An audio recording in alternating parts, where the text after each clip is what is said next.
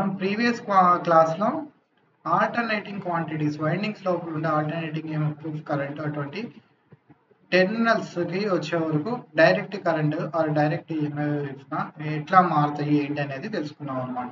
ఈ ప్రాసెస్ని ఏమంటామని చెప్పుకున్నాం, కమ్యూటేషన్ అని చెప్తామని చెప్పేసి చెప్తున్నాం.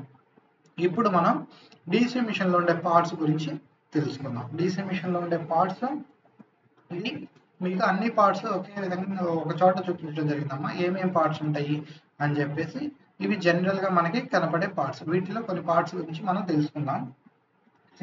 ఫస్ట్ వచ్చే వరకు ఈ ఫ్రేమ్ ఉంది చూసారా, ఈ ఫ్రేమ్కి ఐ బోల్ట్స్ రెండు అటాచ్ అయ్యి ఉంటాయి అనమాట. రెండు వైపులో అటాచ్ అయ్యి ఉండొచ్చు, లేదంటే ఒకటే ఐ బోల్ట్ పై వైపు అయినా అటాచ్ అయ్యి ఉండొచ్చు.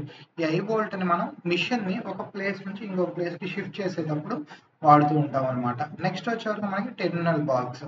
ఈ టెర్మినల్ బాక్స్ ఎక్స్టర్నల్ వాళ్ళతో డీల్ చేయడానికి వాడతాం. అంటే మనం ఎక్స్టర్నల్గా పవర్ సప్లై ఇవ్వాలన్నా సరే డీసీ మోటార్కి, లేదంటే డీసీ జనరేటర్ నుంచి పవర్ సప్లై తీసుకోవాలన్నా సరే మనం ఈ టెర్మినల్ బాక్స్ని వాడతాం అనమాట. వైండింగ్స్ నుంచి మొత్తం కనెక్షన్, ఫీల్డ్ వైండింగ్ నుంచి కానివ్వండి, ఆర్మేచర్ వైండింగ్ నుంచి కానివ్వండి, అన్నిటి నుంచి కనెక్షన్ మనకి ఈ టెర్మినల్ బాక్స్కి వచ్చేసి ఉంటుంది అనమాట.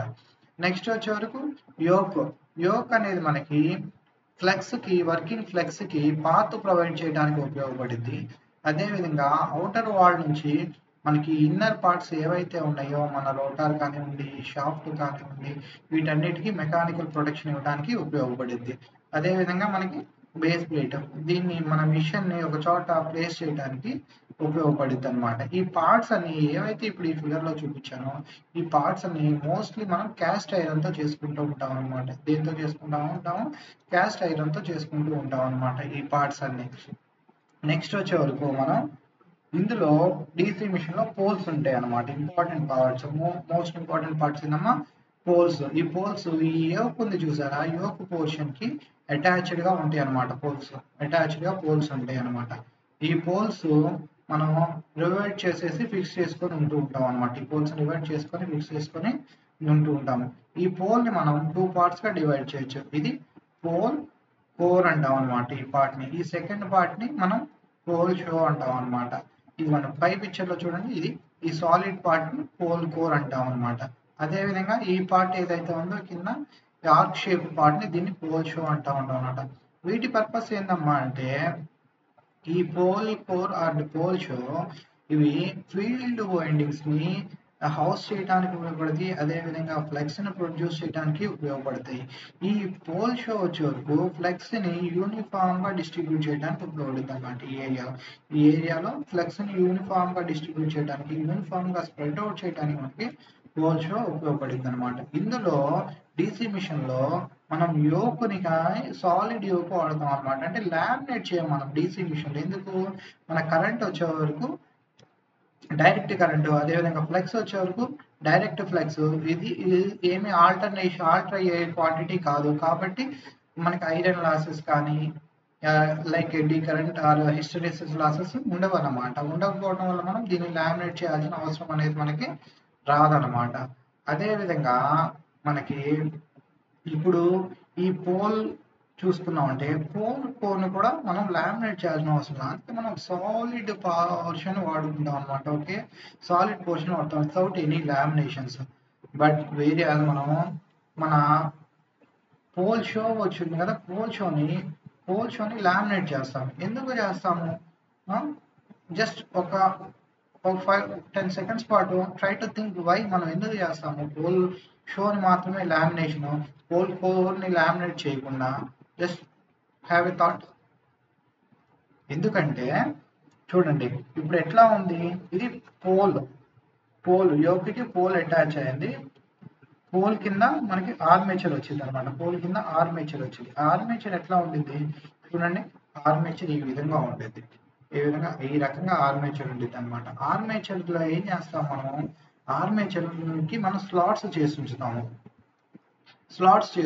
ఆర్మేచర్కి. ఎందుకు, ఇందులో మన ఆర్మేచర్ కండక్టర్స్ని ఎంప్లాయ్ చేయడానికి, ఈ ప్లేసెస్లో కండక్టర్స్ని మనం పెట్టడానికి స్లాట్స్ చేసి ఉంటాం అనమాట. ఈ స్లాట్స్ చేసినప్పుడు ఏమైంది చూడండి, ఇప్పుడు ఈ ప్లేస్ ఏ ప్లేస్ అయితే స్లాట్స్ వస్తున్నాయో, ఎక్కడైతే స్లాట్స్ వస్తున్నాయో ఫ్లెక్స్ అనేది ఇట్లా ఫ్లో అవటానికి, అంటే టీత్ నుంచి ఫ్లో అవటానికి ఆఫర్ చేసే రిలక్టెన్స్ని నువ్వు లో రిలక్టెన్స్ టీత్ అని, అదేవిధంగా స్లాట్స్ నుంచి ఫ్లో అవ్వడానికి ఆఫర్ చేసే రిలక్టెన్స్ నువ్వు రిలక్టెన్స్ స్లాట్ అని చెప్పేసి అనుకుంటే ఈ రెండిట్లో ఏది ఎక్కువగా ఉండిద్దమ్మా? రిలక్టెన్స్ స్లాట్ ఎక్కువగా ఉంటుంది. Reluctance slot greater than reluctance teeth. ఎందుకు? ఈ పోర్షన్ లో వచ్చే వరకు స్లాట్ పోర్షన్ లో మనకి ఎయిర్ గ్యాప్ లెంత్ ఎక్కువ అవుతుంది. Comparatively reluctance of air gap ఎక్కువగా ఉంటుంది. దీనివల్ల ఏమైందంటే మనకి ఎప్పుడైతే స్లాట్ దీనికి అండర్లో వచ్చిందో, దేని అండర్లో పర్టికులర్ పాయింట్స్ ఈ పోర్షన్ 2 అనే పోర్షన్ అండర్లో ఎప్పుడైతే స్లాట్ వచ్చిందో అప్పుడు ఫ్లెక్స్ అనేది కంపారిటివ్గా చేంజ్ అయింది. అంటే ఫ్లెక్స్ మనకి 100 ఉండాల్సిన క్వాంటిటీ మ్యాగ్నిట్యూడ్ మేబీ ఈ టైంలో ఒక స్లైట్లీ లెస్ అవుద్ది. అంటే ఒక 9 వైపర్ అట్లా వచ్చింది అనమాట. ఈ విధంగా స్లైట్ చేంజెస్ వస్తూ ఉంటుంది మనకి. అదే స్లాట్ కొల్ల వచ్చే వరకు పెరుగుతూ ఉంటుంది, మళ్ళీ తగ్గుతూ ఉంటుంది. నెక్స్ట్ మనకి స్లాట్ వచ్చే వరకు, టీత్ వచ్చే వరకు మళ్ళీ పెరుగుతూ ఉంటుంది, మళ్ళీ స్లాట్ వచ్చే వరకు తగ్గింది, మళ్ళీ టీత్ వచ్చే వరకు పెరిగింది. ఈ విధంగా మనకి వేరీ అవుతూ ఉంటుంది అనమాట. దీనివల్ల స్మాల్ పోర్షన్ ఆఫ్ మనకి లాసెస్, ఎడ్డీ కరెంట్ లాసెస్ అనేవి అటువంటి వస్తూ ఉంటాయి. వాటిని రెడ్యూస్ చేసుకోవడానికి మనం ఏం చేస్తామమ్మా అంటే మన పోల్ షోని మటుకు ఈ పోల్ షోని వచ్చే వరకు లామినేట్ చేసుకోవడానికి ప్రిఫర్ చేస్తాం. లామినేట్ చేసుకోవడానికి మనం ట్రై చేస్తాం అనమాట. నెక్స్ట్ వచ్చే వరకు మనకి ఆర్మేచర్. ఆర్మేచర్ అనేది మనం మన కండక్టర్ని ఎంప్లాయ్ చేయడానికి వాడుతూ ఉంటాం అనమాట. ఈ ఆర్మేచర్లో కూడా మనకి ఏమైంది, ఒక పర్టికులర్ పోర్షన్ మీరు అబ్జర్వ్ చేయండి. ఒక పర్టికులర్ పోర్షన్ని ఈ పోర్షన్ అబ్జర్వ్ చేద్దాం. ఈ పోర్షన్ మనం టార్గెట్ చేసుకున్నాం. ఇది సర్కిల్ చేసిన పోర్షన్. సర్కిల్ చేసుకున్న పోర్షన్ మనం టార్గెట్ చేస్తే రొటేట్ అవుతున్నప్పుడు ఇనీషియల్గా 2 పోల్ మిషన్ కన్సిడర్ చేసుకుంటే ఈ విధంగా రొటేట్ అవుతున్నప్పుడు పైన ఒక నార్త్ పోల్ ఉంది, కింద వచ్చే వరకు ఆటోమేటిక్గా మనకి సౌత్ పోల్ ఉండిద్ది, కింద వచ్చే వరకు ఆటోమేటిక్గా మనకి సౌత్ పోల్ ఉండిద్ది. సో ఇక్కడ ఫస్ట్ కేస్ 1లో ఈ పోర్షన్ నార్త్ పోల్ అండర్లో ఉంది. సో ఇందులో మనకి ఆర్మేచర్లో ఈ పోర్షన్లో ఫ్లెక్స్ లైన్స్ ఎట్లా ఉంటాయేమో, ఫ్లెక్స్ ఈ విధంగా ఫ్లో అవుతుంది.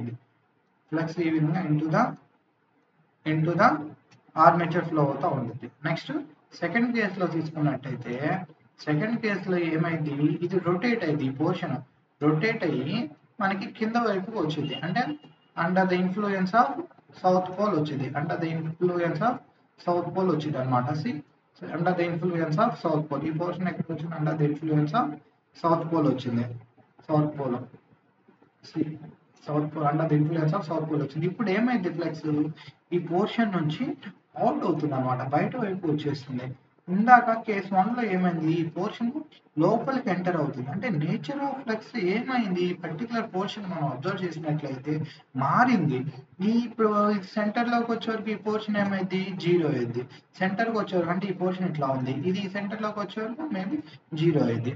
అదేవిధంగా ఇది మొత్తం ఒకసారి ఇన్కమింగ్ నెమ్మది తగ్గుతూ 0, మళ్ళీ నెమ్మది పెరుగుతూ అవుట్ అవుతుంది అనమాట. అంటే ఫ్లెక్స్ ఏమవుతుంది, మనకి ఆల్టర్ అవుతుంది. ఒకసారి ఇన్ అవుతుంది, ఒకసారి అవుట్ అవుతుంది.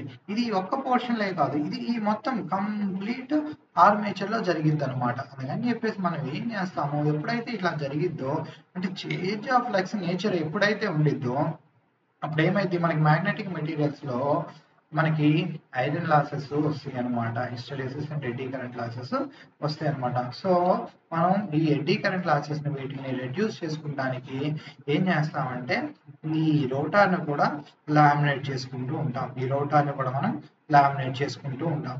సో ఒక్కొక్క rotor small portion frame, laminated rotor యొక్క ఒక పోర్షన్ చూడండి, ఒక లామినేషన్ తీసుకుంటే ఈ విధంగా ఉండేది, ఇది ఈ విధంగా ఉండేది. ఇది ఈ పోర్షన్ మనం స్లాట్ అంటాం. ఇక్కడ మనం కండక్టర్స్ పెట్టుకుంటూ ఉంటాం అనమాట. అదేవిధంగా ఈ పోర్షన్ మనం అబ్జర్వ్ చేసినట్లయితే ఇక్కడ ఈ కీ అనే పోర్షన్, ఈ సర్క్యులర్ పోర్షన్ ఉంది కదమ్మా, సర్క్యులర్ పోర్షన్ స్మాల్ ఇది షాఫ్ట్ అని ఫిక్స్ చేసుకొని టైట్ చేసుకోవడానికి కీ అని ప్రొవైడ్ చేసే పోర్షన్ ఇస్తాం అనమాట.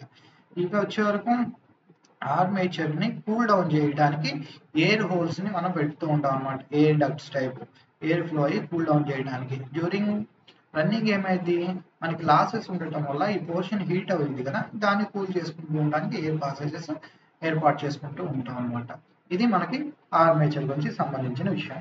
నెక్స్ట్ వచ్చే వరకు మనం వైండింగ్స్ ఉంటాయని చెప్పాం కదమ్మా. ఇక్కడ ఆర్మేచర్లో వైండింగ్స్ పెడతాం అనమాట. ఆర్మేచర్ కండక్టర్స్ పెడతాం. వీటిని మనం వైండింగ్స్ కనెక్ట్ చేసే పద్ధతిని బట్టి కేటగరైజ్ చేసుకుంటూ ఉంటాం అనమాట. ఏ వైండింగ్ ఏంటి అనే దాని గురించి మనం డిస్కస్ చేసుకుంటూ ఉంటాం. సో ఆర్మేచర్ వైండింగ్ మనం నెక్స్ట్ క్లాస్లో తెలుసుకుందాం.